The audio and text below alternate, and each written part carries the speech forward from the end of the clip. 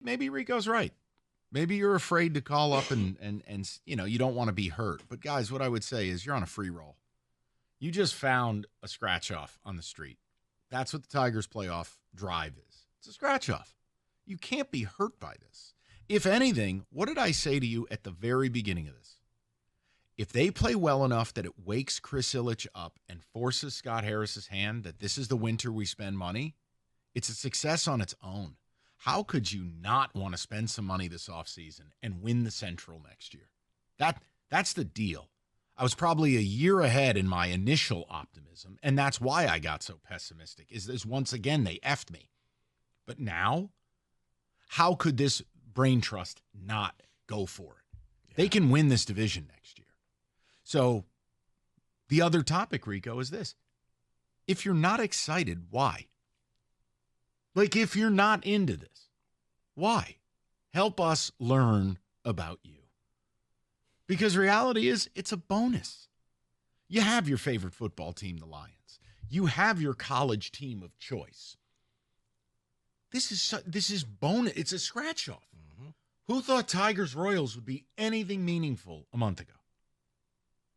But it is. And think about it. We kept lowering if they could just get it to 5 games out. Okay, 4 games out. Okay, 3.5 games out, I'll pay attention. And then we did it. Yeah. And then they lost to the Rockies. But then they bounced back. And here we are again. Walk-off grand slams. The 2 moments. See, you nailed it. The 2 moments to me that will be like forever in this deal is that 3-0 game in San Diego, 2 outs, Parker Meadows grand slam to steal one.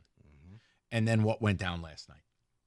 Yeah. Now, I know AJ went on the morning show and he talked about the Williamsport game and that rally late. But those 2 moments, man, if you get this done, think of the odds of what you pulled off. Yeah. I mean, this team is so young, Mike, and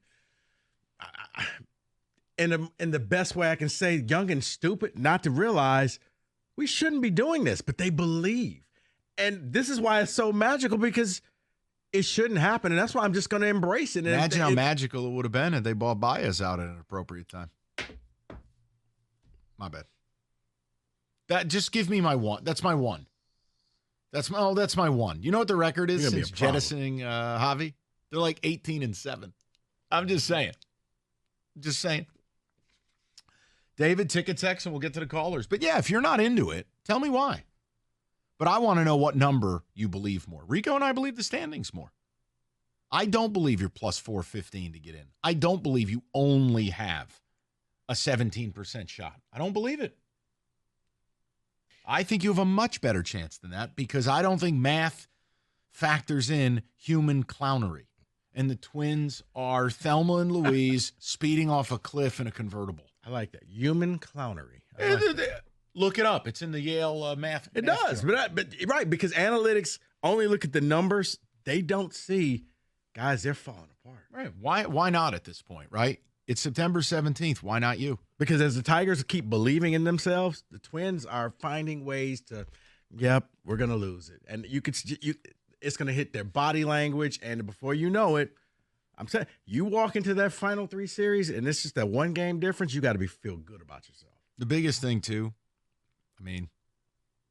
Twins are managed by an idiot. Rocco Baldelli's terrible. He really is. You've got witchcraft. You have the Feder A.J. Hinch brain trust. It's witchcraft. You are literally calling people up that your play-by-play guy doesn't know. And they're awesome. David, ticket text coming in. What do you got? The 1.5 is the real number, but please don't BOGO us again if we win tonight. LOL. No. BOGO is now no-go. There are no BOGO. No. You win tonight, you will be granted an opportunity to sweep the Royals. That is not BOGO. I believe in the standings, if the current trend since August 23rd continues, the Tigers will enter the White Sox series in control of their own destiny. That is Dan in Ipsy. Yeah, and listen, I understand that Correa is back. Buxton is back.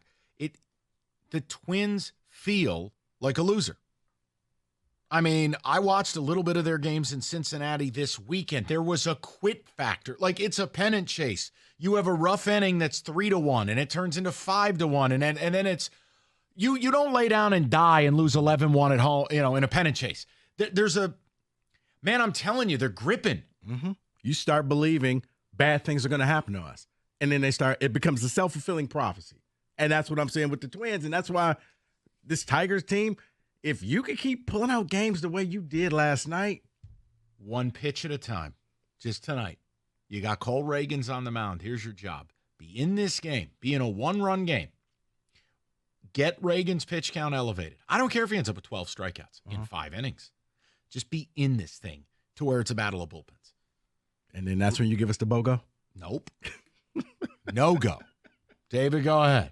Here's my outlook on the Tigers. It's simple to me. It has a 2006 feel, and this team is dangerous because they have nothing to lose. Yeah, but 06, they were actually a really good team. They were. I don't think anyone believes this is a really good team. Earlier in that year, though, a lot of people didn't believe. Maybe that's what he's referring to. They took a run early, and then they can continue. That's fine. Since August 23rd, Tigers are 16-7 or something like that, best in the AL. Last game Harvey played was August 22nd. The magic is the curse of Harvey not playing from Paul. And if you had listened to this radio show and put a postage stamp on him earlier, I don't care. Hey, we got our wish. We turned the season around. That's really what this boils down to. If you want to thank anybody, just thank this radio show. That's how I see it. Well, someone will be thanking this radio show. They said, I bet Tigers plus 1,200 before the Padres series, one game at a time. That's right. That baby. Good for you. And listen, I don't understand, Rico, how they're 4-1 to get in. I don't. Because I think it's more of an analytics type of thing. Don't you view it as a coin flip? I do. But Vegas they got eggheads in those rooms. There's an old English D on one side of that coin and a clown nose on the other. I don't trust the Twins at all. As someone who watches baseball, this is every bit as much about them as it is us. Had the Twins played remotely 500 baseball, remotely sub 500 baseball, you're 7 games out. Yep. They have been arguably, outside of the White Sox or Rockies, they've been the worst team in baseball. Nothing wrong with taking advantage of their ineptitude. Hey, how about this? I'm not doing it.